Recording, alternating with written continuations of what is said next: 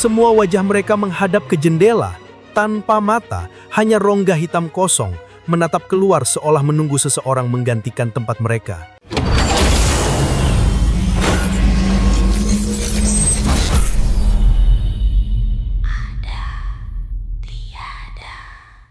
Halo semuanya, selamat datang kembali di Ada Tiada, tempat di mana suara menjadi cerita dan cerita menjadi pengalaman yang tak bisa kalian lupakan. Sebelum kita mulai, jangan lupa subscribe, aktifkan lonceng notifikasi, dan tinggalkan komentar setelah mendengar ceritanya.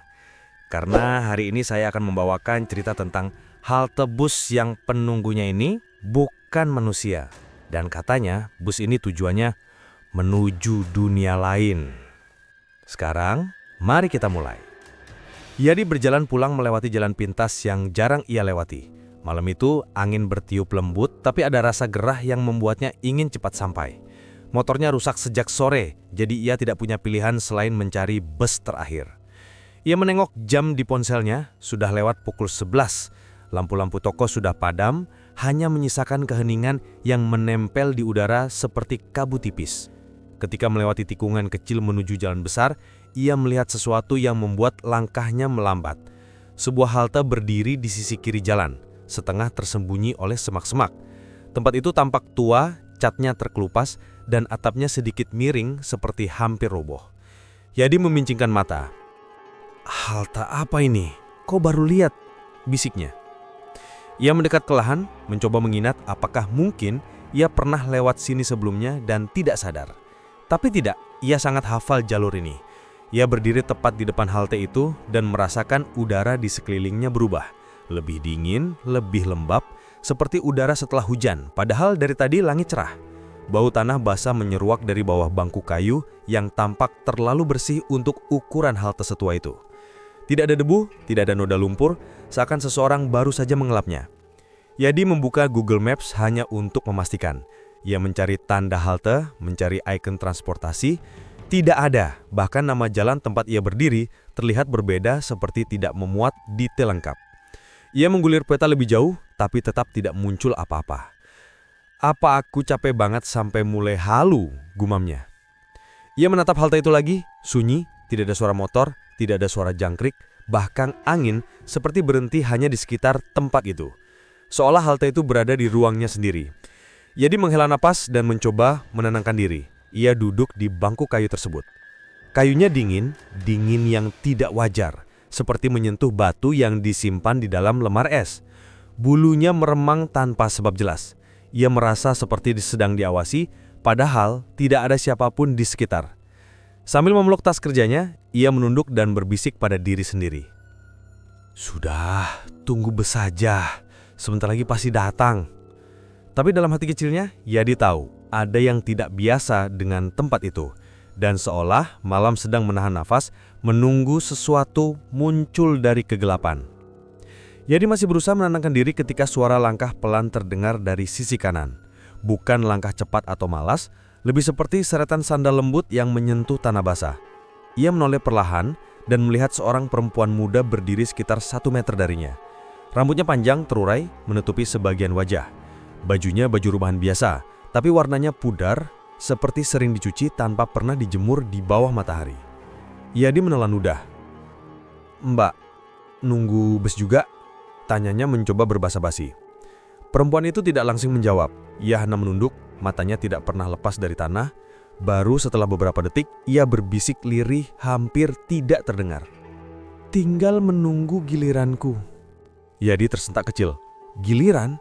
Giliran apa? Tapi sebelumnya sempat bertanya lebih jauh, suara langkah lain terdengar. Kali ini 2 laki tua muncul dari arah yang sama, berjalan tanpa menoleh ke kanan atau ke kiri.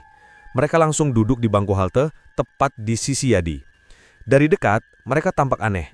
Keduanya duduk terlalu tegak, punggung lurus seperti papan. Pandangan mereka lurus ke depan, tidak berkedip. Kulit mereka terlihat kering dan keabu-abuan di bawah cahaya malam yang redup. Ia bergeser pelan, jantung mulai berdegup lebih cepat. "Pak, sudah lama nunggu?" Tidak ada jawaban, bahkan sedikit pun gerakan. Keheningan yang menyelimuti halte semakin pekat. Tidak ada suara jangkrik, tidak ada hembusan angin, tidak ada kendaraan lewat, padahal biasanya jalan pintas itu masih dilewati truk malam. Rasanya seolah dunia di sekitar halte berhenti berfungsi seperti biasa. Ia menatap ke sekeliling, gelap terasa lebih pekat dari sebelumnya, seperti menutup ruang. Hanya mereka berempat yang ada di sana. Dia, perempuan muda pucat itu, dan dua laki tua yang tampak lebih mirip patung daripada manusia. Ia mengusap tengkuknya yang tiba-tiba terasa dingin. "Ini tempat apa sih?" gumamnya. Tidak ada jawaban, hanya tatapan kosong dari dua laki tua itu dan bisikan perempuan muda yang tiba-tiba terdengar lagi, sedikit lebih jelas kali ini. "Sebentar lagi ada yang menjemput." Hening yang membungkus halte itu tiba-tiba retak oleh sesuatu yang tidak seharusnya ada. Dari kejauhan, Yadi melihat sepasang cahaya kuning redup bergerak perlahan mendekat. Bukan cahaya kendaraan biasa, lebih seperti dua titik cahaya lilin yang melayang di tengah gelap. Saat mendekat, barulah Yadi sadar itu adalah lampu depan sebuah bus besar berwarna kuning pucat. Warnanya seperti telah memudar bertahun-tahun. Yang membuatnya merinding adalah bus itu bergerak tanpa suara. Tidak ada deru mesin, tidak ada suara gesekan ban dengan aspal, seakan bus itu melayang beberapa sentimeter di atas jalan. Yadi refleks memundurkan satu langkah. "Bus apa itu?" Perempuan muda yang sedari tadi menunduk langsung berdiri, seolah baru mendengar panggilan penting. Dua lelaki tua juga bangkit bersamaan. Gerakan mereka kaku, namun kompak seperti ditarik oleh tali tak kasat mata. Saat bus berhenti tepat di depan halte, pintunya terbuka perlahan. Yadi mencoba melihat ke bagian depan bus. Ada seseorang di kursi pengemudi. Hanya siluet gelap, tidak ada wajah, hanya bentuk tubuh yang duduk diam dengan kepala sedikit menunduk. Tapi dari kegelapan itu, dua titik merah kecil terlihat menyala, seperti bara api yang hidup di tempat mata seharusnya berada. Yadi langsung kehilangan napas. "Astaga, apa itu?" Yadi masih terpaku di tempatnya, napasnya tercekak, ketika perempuan pucat yang sedari awal berdiri tak jauh darinya tiba-tiba menoleh. Baru kali ini ia melihat wajah perempuan itu dengan jelas. Kulitnya pucat seperti tidak dialiri darah, dan matanya kosong, namun penuh beban. Perempuan itu melangkah mendekat dengan gerakan lambat, hampir tanpa suara. Ketika jarak mereka tinggal beberapa sentimeter, ia mengangkat tangannya dan menyentuh punggung tangan Yadi. Sentuhan itu begitu dingin, seperti menyentuh batu yang telah lama berada di bawah hujan. "Giliranmu." "Belum sekarang," bisiknya. Bukan suara manusia normal, lebih seperti suara yang keluar dari tenggorokan yang letih menunggu terlalu lama. Yadi refleks menarik tangannya, tetapi tubuhnya seakan membeku. Saat perempuan itu mulai melangkah masuk bus, kain bajunya tersibak angin. Di momen itulah Yadi melihat sesuatu yang seharusnya tidak mungkin. Ada bayangan, bukan bayangan tubuh manusia, tetapi bayangan gelap yang panjang, bercabang, dan bergerak, seperti ribuan tangan hitam yang merayap dari dalam bus, mencoba meraih, menarik, memeluk, atau mengurung siapapun yang masuk. Perempuan muda naik lebih dulu. Langkahnya tenang dan teratur. Dua lelaki tua menyusul di belakangnya. Tidak ada yang berbicara, tidak ada yang menoleh, tidak ada yang tampak ragu, seakan mereka sudah hafal prosedurnya. Saat giliran Yadi yang berdiri paling dekat pintu, tubuhnya justru menolak. Ada tekanan berat menekan dadanya, membuatnya sulit bergerak. Seperti ada tangan besar tak terlihat yang menahan bahunya. Ia mencoba mengangkat kaki, tapi lututnya lemas. "Kenapa? Kenapa aku nggak bisa maju?" Bus itu tetap menunggu. Pintu tetap terbuka. Mata sopir tetap menyala, memandang langsung ke arahnya. Yadi merasakan sesuatu yang dingin merayap di tulang belakangnya. Sebuah dorongan halus yang mengajak, hampir memaksa. Namun tubuhnya tetap menolak. Entah kenapa, entah oleh apa. Sepersekian detik sebelum pintu bus menutup perlahan, Yadi menangkap sesuatu dari dalam. Bayangan penumpang yang duduk di kursi. Semua wajah mereka menghadap ke jendela. Tanpa mata, hanya rongga hitam kosong, menatap keluar seolah menunggu seseorang menggantikan tempat mereka. Sopir dengan mata merah bara itu perlahan mengangguk, entah sebagai salam, peringatan, atau janji bahwa suatu hari giliran Yadi akan tiba. Pintu bus menutup dengan suara klik, seperti sebuah kotak peti jenazah yang disigel. Lalu bus itu bergerak maju, makin jauh, makin redup, hingga akhirnya hilang sama sekali di tengah gelap. Dan saat bus menghilang, seluruh halte seakan menarik napas panjang. Diam, kosong, dan Yadi yakin Ia baru saja melihat para penumpang menuju dunia yang bukan milik manusia lagi. Dan tiba-tiba, halte itu terasa jauh lebih sepi dari sebelumnya. Bus pucat itu perlahan menjauh. Rodanya seakan tidak menyentuh tanah. Yadi memandanginya hingga cahaya kuningnya semakin kecil, semakin samar, lalu akhirnya padam begitu saja. Tanpa suara mesin, tanpa gemetar tanah, tanpa jejak ban. Bus itu lenyap seperti uap yang tersapu angin. Di detik ketika bus hilang sepenuhnya, suasana mendadak berubah. Lamunan sunyi yang membungkus tempat itu pecah dalam sekejap. Lampu jalan yang tadinya mati tiba-tiba menyala satu persatu. Klik, klik, klik. Suaranya tajam, seperti memaksa Yadi kembali ke dunia nyata. Angin yang tadi berhenti kembali berhembus, membawa suara jauh kendaraan kota dan langkah orang-orang yang terdengar samar. Namun, ada yang tidak masuk akal.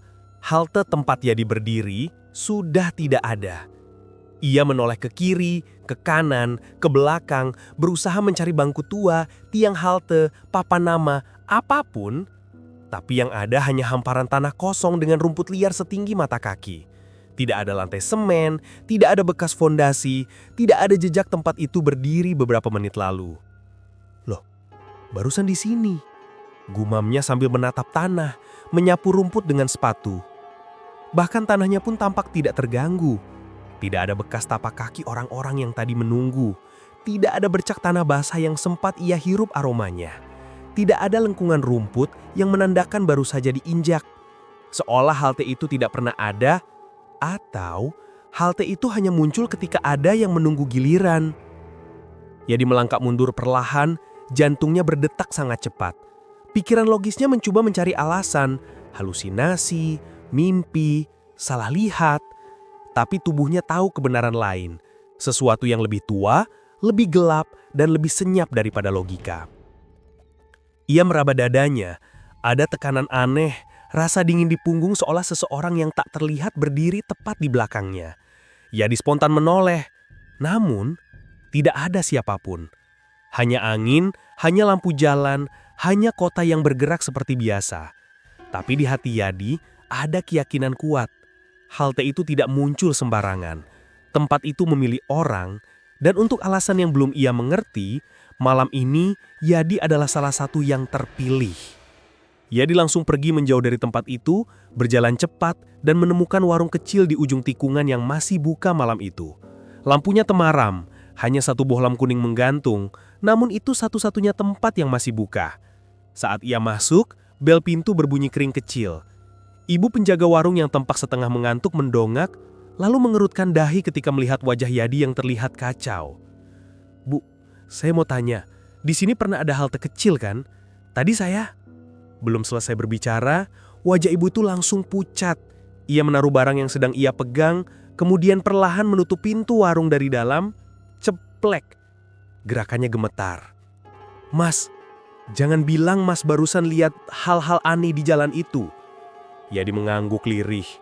Halte tua, ada orang-orang aneh, terus muncul bus.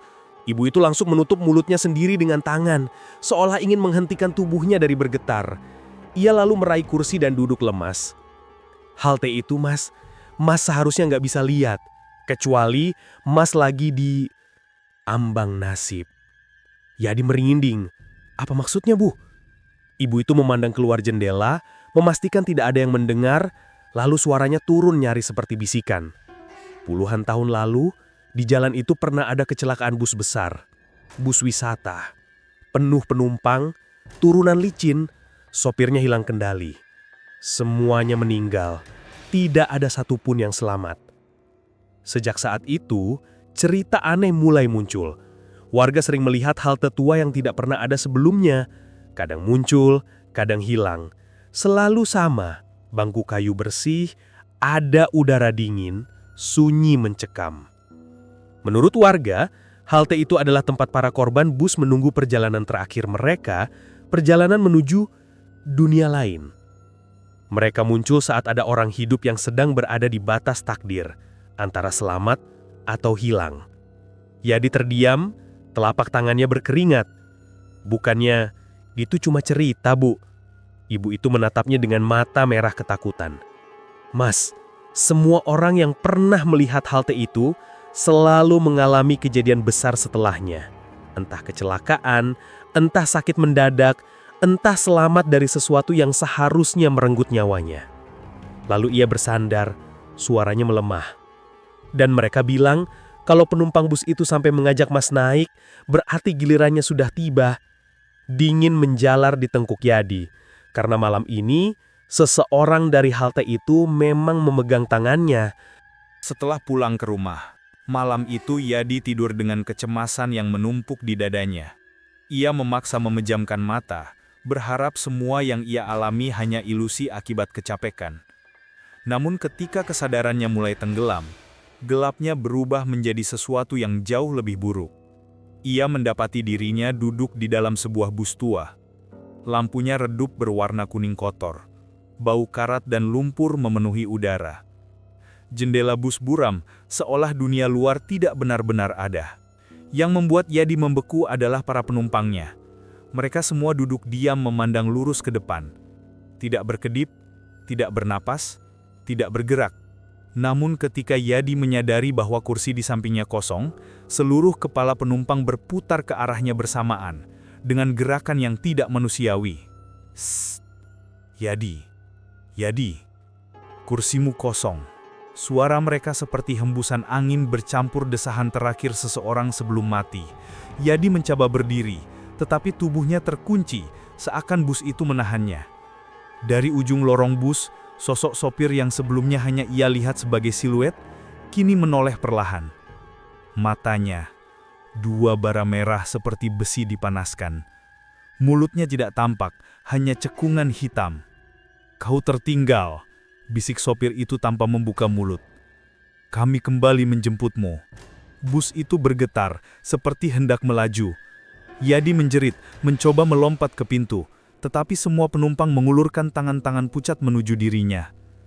Tangan itu dingin, seperti daging membusuk, mencengkeram pergelangan tangannya erat. "Duduklah Yadi, kursimu menunggu."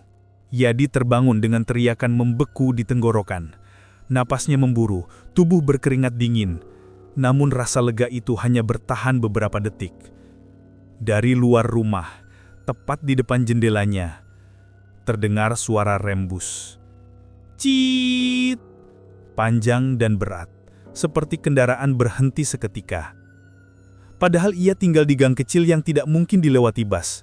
Ia merapat ke jendela. Sunyi, tidak ada lampu kendaraan, tidak ada mesin. Tapi, jejak suara itu nyata. Sangat nyata. Dan setiap malam setelah mimpi itu, suara rem bus itu kembali.